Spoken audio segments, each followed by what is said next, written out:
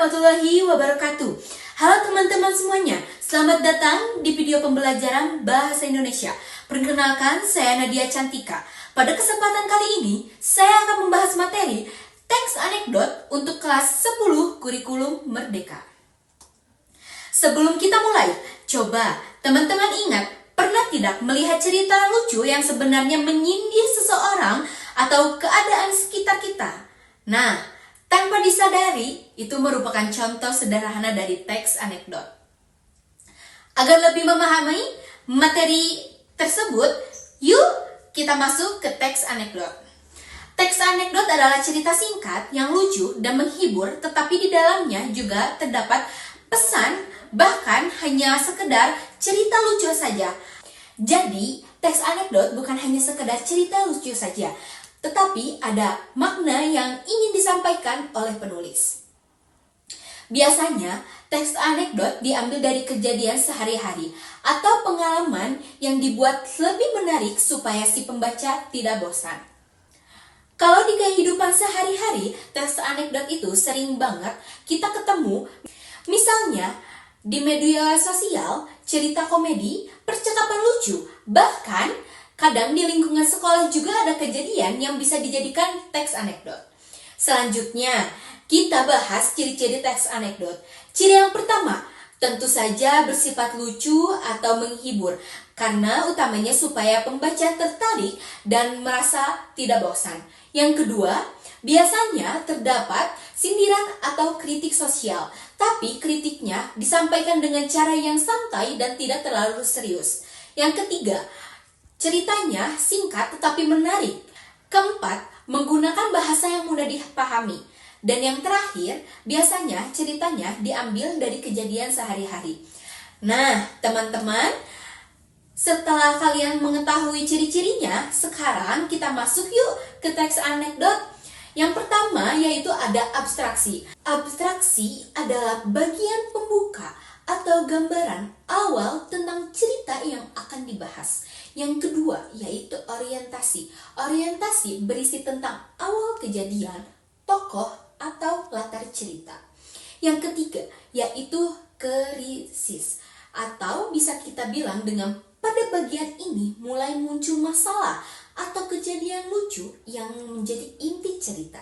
Yang keempat yaitu reaksi. Reaksi adalah tanggapan atau penyelesaian masalah dari yang terjadi. Dan yang terakhir yaitu koda.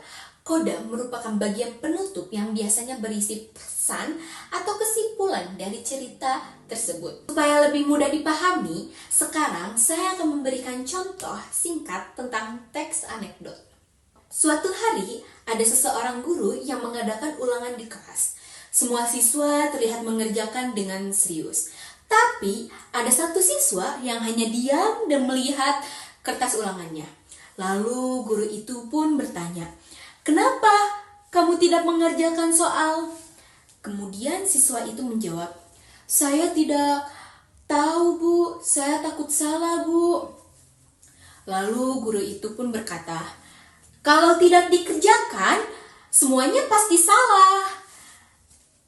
Nah, dari cerita tadi kita bisa mengambil pelajaran kalau kita tidak boleh takut mencoba, karena kesalahan kita juga bisa belajar menjadi lebih baik. Nah, selain struktur, teks anekdot juga memiliki kaidah kebahasaan. Yang pertama yaitu menggunakan kalimat langsung atau dialog. Contohnya seperti percakapan antara guru dan siswa tadi. Yang kedua, menggunakan kata kerja atau tindakan seperti bertanya, menjawab, melihat, dan berjalan. Yang ketiga, menggunakan kata hubung atau konjungsi seperti kata lalu, kemudian, setelah, dan itu. Dan biasanya teks anekdot juga menggunakan kalimat yang memberikan kejadian yang sudah terjadi. Baik, teman-teman, teks anekdot juga memiliki fungsi. Yang pertama yaitu menghibur pembaca, yang kedua yaitu menyampaikan kritik atau sindiran dengan cara yang lebih halus. Yang ketiga, untuk memberikan pesan moral atau pelajaran hidup. Dan yang terakhir, supaya pembelajaran atau cerita terasa lebih menarik dan tidak monoton. Jadi, dapat disimpulkan bahwa teks anekdot adalah cerita yang lucu tetapi memiliki pesan dan makna di dalamnya.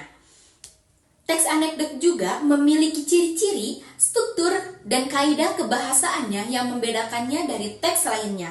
Dengan mempelajari teks anekdot, kita bisa belajar menyampaikan kritik dengan cara yang lebih santai, sopan, dan lebih menarik. Baik, teman-teman, mungkin cukup sekian materi yang dapat saya sampaikan pada video kali ini. Semoga materi teks anekdot bisa dipahami dengan baik dan bermanfaat untuk teman-teman semua. Terima kasih sudah menyimak. Wassalamualaikum warahmatullahi wabarakatuh.